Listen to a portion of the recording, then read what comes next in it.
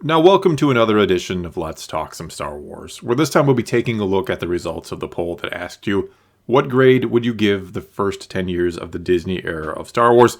I'll then of course also be reading and responding to some of the comments left on the poll.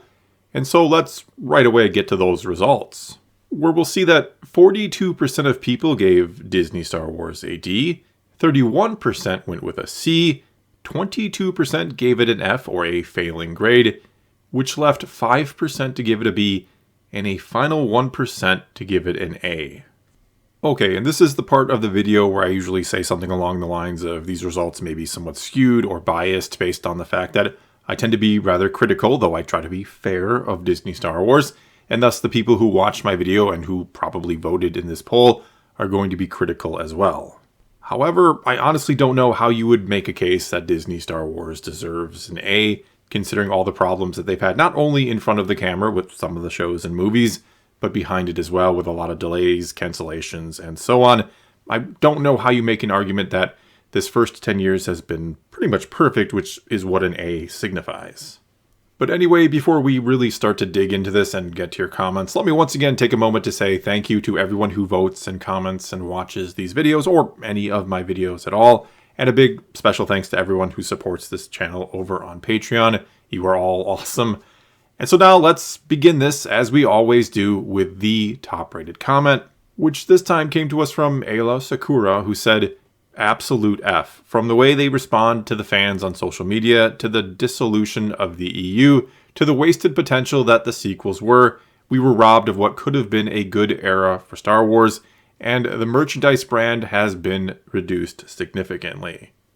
And though I do think F might be a bit of a harsh grade, and we'll get more into those reasons later, I can't disagree that there are a lot of problems with what they have decided to do, from the dissolution of the EU, which makes no sense. There's absolutely no reason why that couldn't have carried on as its own kind of alternate reality, which, for better or worse, it always kind of was in the eye of Lucas. It was always something a little separate from his Star Wars. Not that he didn't endorse it, not that it wasn't real Star Wars, but yes, it was always something separate. So no reason Disney couldn't have continued to sort of treat it the same way, or, you know, maybe they could have embraced it and based the whole sequels off of that, but they didn't go that route. But the mistake is still in the fact that you dissolved something that there was really no reason to do away with, especially considering they still sell all the EU books and have just rebranded it Legends. But anyway, overall, what I think this comment is trying to say is that if they had nurtured the property, if Disney had tried to actually, make Star Wars something terrific instead of just trying to make money off of it, we could be in a golden age right now. But these corporations, all they care about, all they see is money. All they care about is pleasing their investors and the shareholders and all of that good stuff, lining their pockets, instead of just trying to make the fans happy. All you got to do, it's simple. All you got to do is make quality content for the fans. Make them happy, and they will happily give you their money.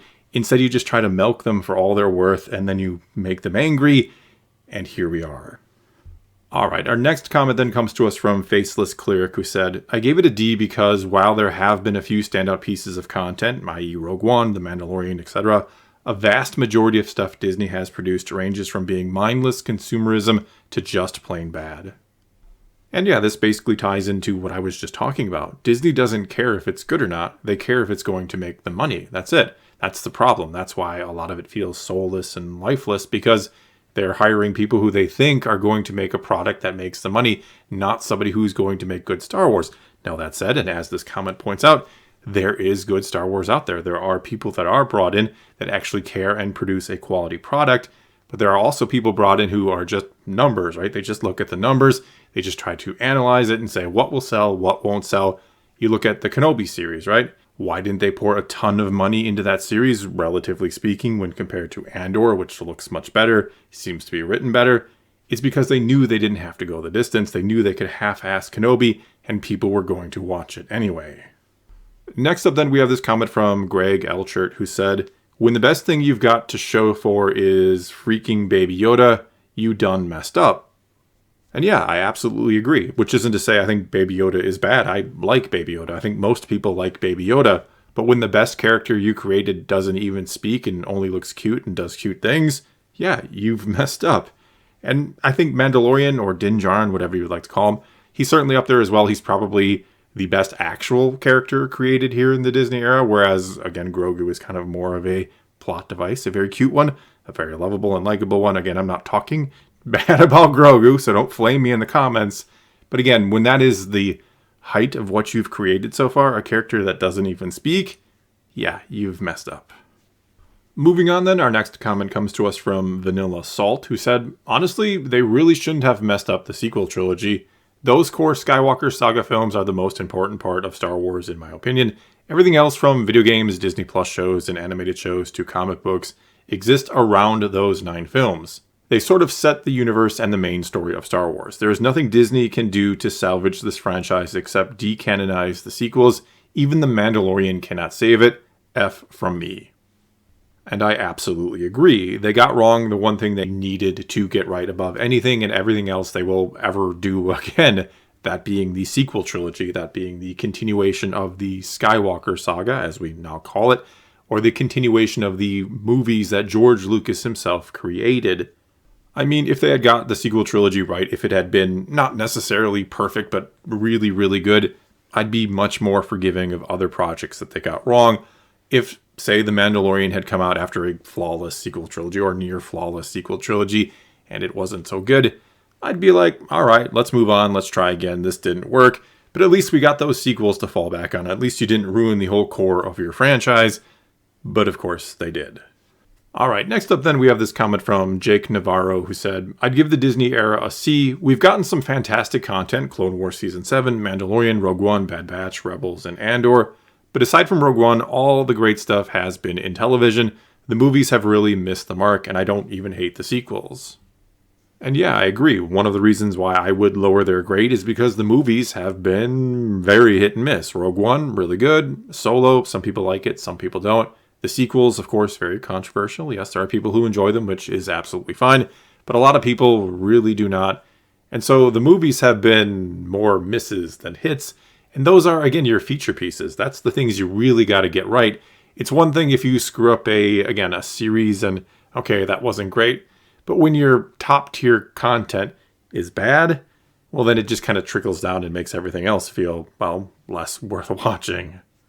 Okay, and next up then we have this comment from Jules the Jedi, who said, I'd say it's a mixed bag. There is some really good stuff that's been made under Disney, Clone Wars Season 7, Mandalorian, Jedi Fallen Order, Rogue One, and Andor so far.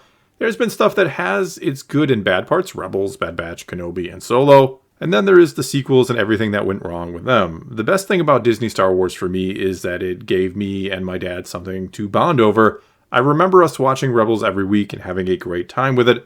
I skipped school the day The Force Awakens came out, and we saw it twice that day. It's given us so much, so I can't give it a D or an F, I give it a C. That's a great story, and I think a lot of us have a similar story that we share Star Wars with our parents, or our brother and sister, or good friends, or even a spouse, or whatever it might be. And so when the franchise becomes mediocre, when it becomes so divisive, we do lose something, right? It is kind of sad to see Star Wars go downhill in a lot of ways, because it does mean so much to us. It's something we share with other people. And so, yeah, it's sad and kind of upsetting to see what Disney does to it. That's why I like to be critical of them, not because I want to hate for the sake of hating, but because I want to defend something I love. Which makes me sound like Rose from The Last Jedi, so sorry about that. Okay, and moving on, we now have this comment from LPG Corin, who said, they have taken one of the pillars of cinema, the crown jewel of nerdery, and left it in a state where the merchandise sits on the shelves for months. I work at a retail store, and the only stuff that sold regularly was the OT stuff. Now that isn't doing too well either. And yeah, I think the Star Wars brand has taken a pretty big hit in the past few years. I mean, you go into pretty much any retail store these days, and the only thing you're going to see in terms of Star Wars merchandise is Grogu, maybe some Mandalorian, maybe a few other things. But it wasn't all that long ago, 10 to 15 years ago, and this is coming from someone who has collected Star Wars forever. You could go into any retail store and you would find plenty of Star Wars stuff in their toy section. Action figures were all over the place. Go into any retail store today, like a Walmart or a Target, and they have a very tiny Star Wars section that probably doesn't have anything new in it, and certainly doesn't have sequel merchandise. For those who do keep up with the toy collecting world or the action figure collecting world, they have not made a single figure from the sequel trilogy since they ended. which probably tells you all you need to know about how marketable that trilogy actually was. Alright, and next up then we have this comment from Henry Chen, who said, if it weren't for Disney buying Star Wars, then we would still have probably gotten more Star Wars The Clone Wars in addition to what we got in Season 7. It might not have looked as good or been exactly the same, but thinking about all those unfinished episodes and stories that were never converted into other media makes me sad. And yeah, there were plans for a Season 7 and 8 of The Clone Wars. Now, some of those stories we've gotten elsewhere, like Son of Dathomir became a comic book, Dark Disciple is an actual novel. Some of the other ones we've seen like rough animatics of, like the one to Utapau. And some of them, well, did become Season 7 of The Clone Wars. But yeah, it's kind of sad or interesting to think, what if Lucas doesn't sell to Disney? Where would the Star Wars franchise be today? Moving on here, we have a comment from Shade Blackwolf, who says, I think between Rebels, Rogue One, and/or the Clone Wars finale, The Mandalorian, The Bad Batch, and the game Jedi Fallen Order, we've got a great run so far. I get what Solo and Resistance were going for, but those could have and needed to be better. Kenobi and Book of Boba Fett were not good, but they can't all be winners, even if those two really needed to be. All in all, a C. And the funny thing is, yeah, there's actually been quite a bit of good Disney Star Wars content. I'm not denying that at all. I know I sound like I'm being very negative in this video, and that's because, well, overall, I think Disney gets an F for the reasons kind of cited here and cited by other commenters. That what they needed to get right, the things that were absolutely crucial to get right, the sequel trilogy, using legacy characters like Kenobi and Boba Fett, those were the things you needed to nail, and unfortunately, those are the things you fumbled. And so even though, yes, I do love things like Rogue One and Rebels, and I've been enjoying Andor, The Mandalorian is great, I liked Bad Batch, Fallen Order was a terrific game, all of these things mentioned here were really, really good, but unfortunately it's like failing the test, right? It's like failing your finals or your midterms or whatever else it might be. That's what getting the sequel trilogy wrong was. You did all your homework, you got the little assignments right, you got an A on those, but when it came time to take the finals, you flunked. Alright, and with my voice getting a little rough, or at least it sounds that way to me, let's get to just a few final comments before wrapping this up. Starting with this one from HH Night Reviews, which I'm not going to read. It falls a bit on that long side again, and I am losing my voice, I feel.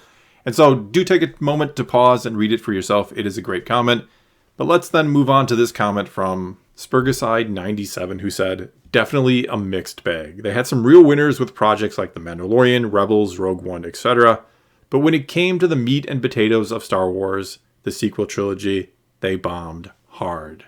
You add to that a rather toxic presence of some of their employees on social media, an overall lackluster video game presence, though that at least seems set to change, and a baffling theme park hotel setup that basically became meme central at this point, and you get a picture of a company that has very seldom played to the franchise strengths. And finally, we have this comment from Javon Irves, who said, no matter what good content they've given us, it will never take away the fact that Disney has had a chance to bring Star Wars back to the absolute juggernaut it was with a brand new trilogy, and they completely fumbled it. F. Well, that's all I've got for this time. Now it's your turn to take to the comments below and tell me what grade you think Disney Star Wars deserves here in its first 10 years, or tell me what you think about what I or anyone else in these comments had to say. And let's talk some Star Wars. And until next time, thanks for watching.